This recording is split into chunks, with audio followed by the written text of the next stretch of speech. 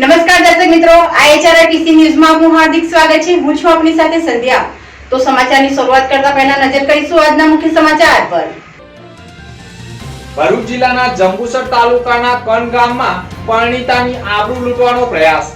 બે યુવકોએ ઘરમાં ઘૂસી આબરૂ લૂંટવાનો પ્રયાસ કરતા રેલો પોલીસ મથકે। પોલીસે ગંભીર પ્રકારનો ગુનો દાખલ કરી બેને જેલ હવાલે કર્યા। ભરૂચમાં રિક્ષા શહેરની ફાળવણીની માંગ સાથે રિક્ષા ચાલકોની હડતાળનું શસ્ત્ર સુરસોડ્યો। સિટી બસ માટે કમાણીનું સાધન બન્યો। સિટી બસમાં 20 ની કેપેસિટી સામે 50 મુસાફરો ભરાયા। ભરૂચમાં સ્થાયી થયેલા કેરાલિયન સમાજ દ્વારા ભગવાન અયપ્પાની ભવ્ય શોભાયાત્રા। કસકથી નીકળેલી શોભાયાત્રા અયપ્પા મંદિરે પહોંચતા જાહેર માર્ગ ઉપર ટ્રાફિક જામ।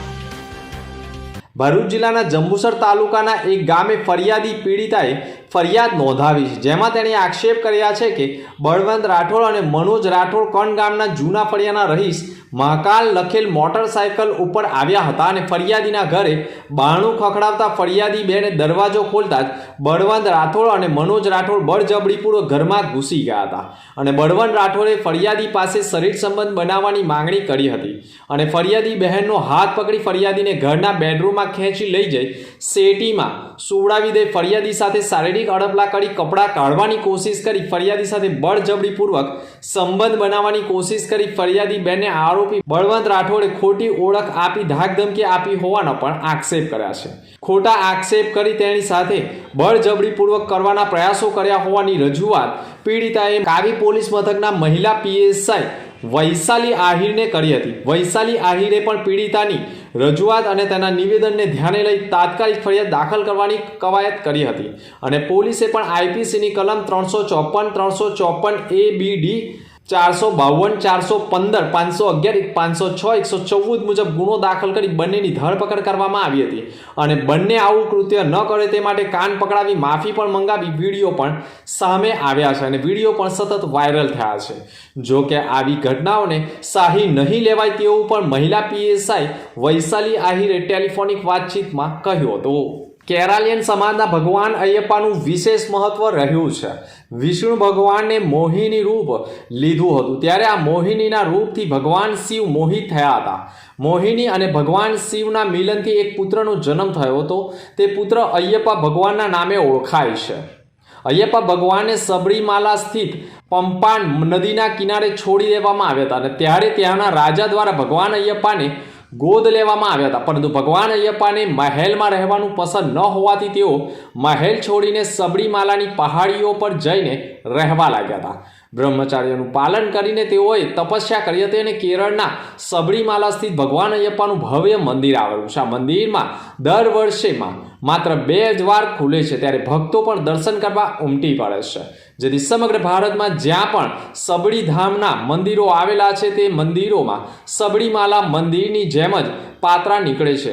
તે જ પ્રકારે ભગવાન અયપ્પાની યાત્રા કાઢવામાં આવે છે, જેના ભાગરૂપે ભરૂચ ખાતે પણ શ્રી અયપ્પા સેવા સમિતિ દ્વારાથી ભગવાન અયપ્પાની પૂજા અર્ચના કરી શણગારેલા ગજરાત સહિત પરંપરા વસ્ત્ર પરિધાન કરી ભરૂચના કસક હનુમાનજી મંદિરથી જાડેશ્વર પાસે આવેલા વિષ્ણુ અયપ્પા મંદિર સુધી ભવ્ય શોભાયાત્રા નીકળી હતી અને સમગ્ર જાહેર માર્ગ પરથી શોભાયાત્રા નીકળતા સતત ટ્રાફિક જામની સમસ્યા સર્જાઈ ગઈ હતી। ભરૂચમાં રિક્ષા એસોસિએશનના પ્રમુખ આબિદ મિર્ઝાએ રિક્ષા સ્ટેન્ડની ફાળવણી માટે છેલ્લા 3 વર્ષથી લડત લડી રહ્યા છે। ઘણી વખત રિક્ષા ચાલકોને પોલીસ દ્વારા હેરાનગતિ કરાતી હોવાના આક્ષેપ સાથે રિક્ષા સ્ટેન્ડની ફાળવણીની માંગ સાથે લેખિતમાં વારંવાર રજૂઆત કરવા છતાં સ્ટેન્ડની ફાળવણી કરવામાં આવી નથી, જેના પગલે રિક્ષા ચાલકો હડતાળ ઉપર ઉતર્યા હતા। એસોસિએશનમાં જોડાયેલા કેટલાય સભ્યો રિક્ષા હડતાળમાં જોડાયા હતા, પરંતુ અન્ય લોકો હડતાળમાં ન જોડાતા રિક્ષા ચાલકોએ પેસેન્જરને સુવિધાઓ પૂરી પાડવાના પ્રયાસો કર્યા હતા અને હડતાળને સફળ બનાવવા માટે કેટલાય લોકોએ રિક્ષા ચાલકોને રોકી રિક્ષામાંથી પેસેન્જરોને ઉતારી હડતાળમાં જોડાવાના પ્રયાસો કર્યા હતા, જેના પગલે કેટલાય રિક્ષા ચાલકો સાથે આંદોલનકારીઓ વચ્ચે ઘર્ષણ સર્જાયું હતું।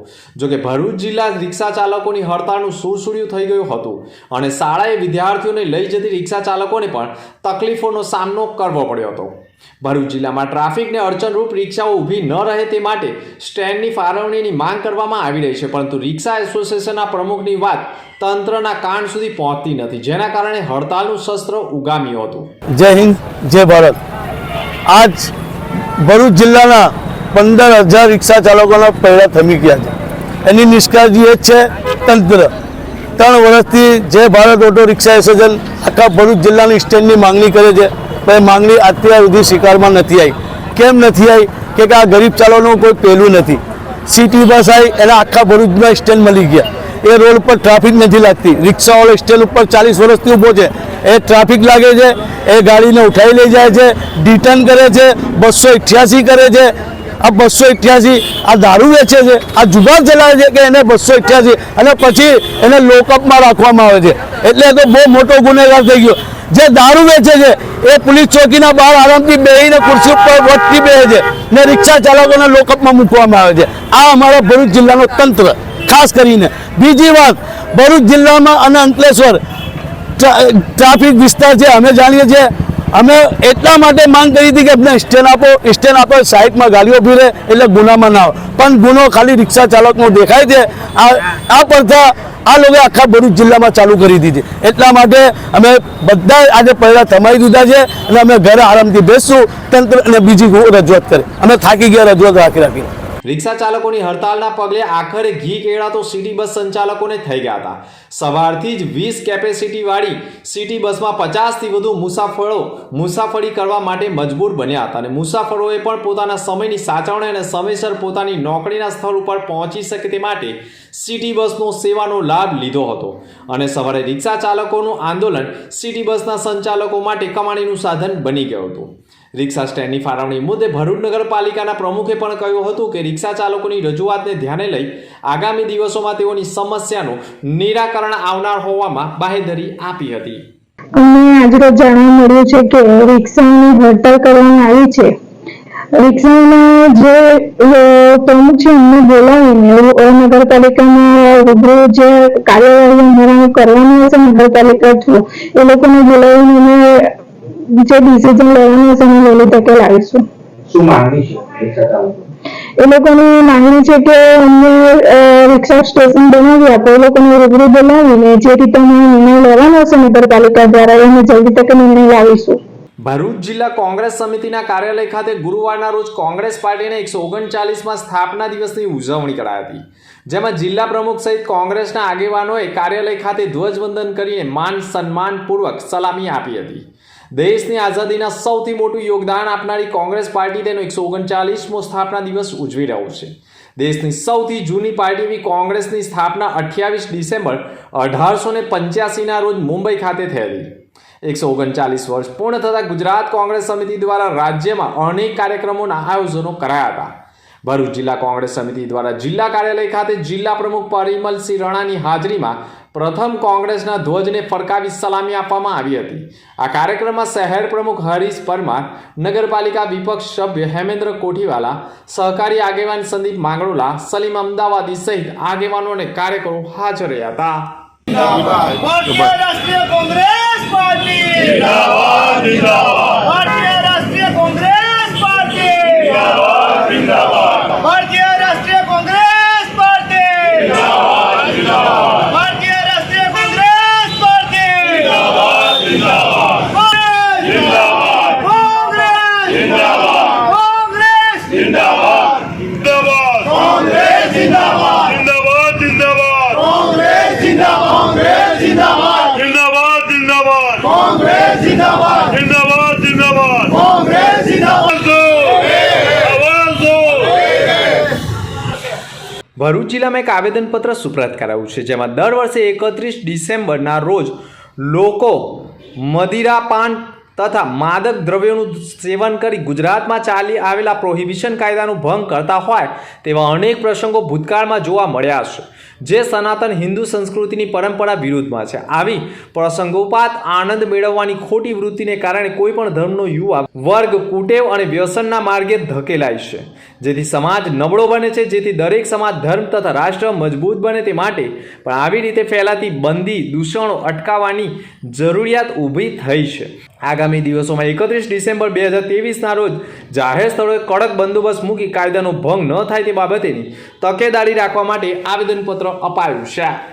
નવનાથધામ બિલીમોરાના વર્તમાન ગાદીપતિ પરમ પૂજ્ય સદગુરુ શ્રી છોટેદાદાની પ્રેરણાથી અમે દાદા કી સેનાના સૈનિકો 31મી ડિસેમ્બરને રોજ જે ઉજવણી કરવામાં આવે છે અને એમાં મદિરા પાન અને માદક દ્રવ્યોનું સેવન કરીને યુવા વર્ગ ખોટા ગેરમાર્ગે દોરાય છે એને લઈને અમારો વિરોધ છે અને એ વિરોધ માટે અમે આવેદનપત્ર આપવા કલેક્ટર સાહેબશ્રીને આપવા આવ્યા છીએ.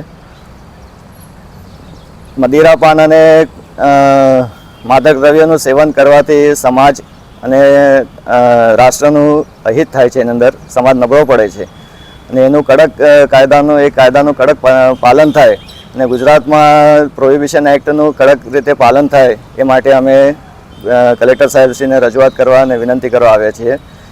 31મી ડિસેમ્બરની ઉજવણી એ કોઈપણ ધર્મનો તહેવાર નથી અને એ તહેવારની ઉજવણીની પાછળનો ઇતિહાસ લોકોને ખબર નથી. એ જાણકારી આપવા માટે અમે આવ્યા છીએ કે 31મી ડિસેમ્બર 1600ની અંદર 31મી ડિસેમ્બર 1600ની અંદર ઈસ્ટ ઇન્ડિયા કંપનીની સ્થાપના થઈ હતી અને એ કંપનીએ આપણા ભારત ઉપર 200 વર્ષ સુધી રાજ કર્યું.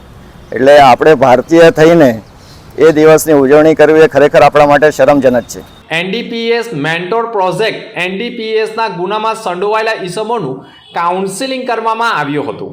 નાર્કોટિક્સ પદાર્થના દુરુપયોગ અંગે માર્ગદર્શન જણાવવામાં આવેલ છે કે અન્વયે એ ચૌધરી પોલીસ ઇન્સ્પેક્ટર તથા MV Tadvi police inspector SOG police દ્વારા એનડીપીએસ એક્ટના ગુનામાં પકડાયેલા આરોપીઓ દીઠ મેન્ટોરોની નિમણૂક કરી એસઓજી ટીમ ભરૂચ તથા જિલ્લા પોલીસ દ્વારા જિલ્લામાં રહેતા એનડીપીએસ એક્ટ હેઠળના ગુનાહિત પ્રવૃત્તિમાં સંડોવાયેલા કુલ 64 આરોપીઓને ડોઝિયર્સ ભરવામાં આવેલ હતા. આ ઉપરાંત આ પ્રવૃત્તિ સાથે સંકળાયેલા ઈસમોને ભરૂચ પોલીસ હેડક્વાર્ટર તાલીમ શાળા ખાતે એકત્રિત કરી ડીવાયએસપી ચિરાગ દેસાઈની ઉપસ્થિતિમાં જ ખાસ કરીને માર્ગદર્શન સેમિનાર યોજાયો હતો અને નાર્કોટિક્સ પદાર્થ કેફી ઔષધ તથા મનઃ પ્રભાવી દ્રવ્યોથી ગેરકાયદેસર વેપાર હેરાફેરી અને વેચાણ કરતા અટકાવવા સારું માદક પદાર્થનું સેવન કરવાથી થતા નુકસાન અંગે કાઉન્સેલિંગ કરે એનડીપીએસ એક્ટ હેઠળની કાયદાની જોગવાઈ અંગે માહિતીઓ અને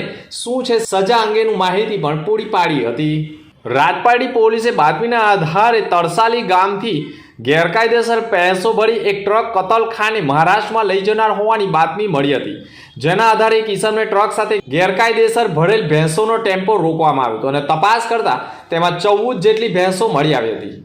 7,85,000ની ભેંસો અને ટ્રક મળી મુદ્દામાલ જપ્ત કરવામાં આવ્યો હતો. પોલીસે આરોપી નાદિમ ઉર્ફે તસ્લીમ ગફાર માનિયારાની ધરપકડ કરી લીધી હતી. અંતમાં ફરી એક નજર આજના મુખ્ય સમાચાર પર. ભરૂચ જિલ્લાના જંબુસર તાલુકાના કણ ગામમાં પરણિતાની આબરૂ લૂંટવાનો પ્રયાસ.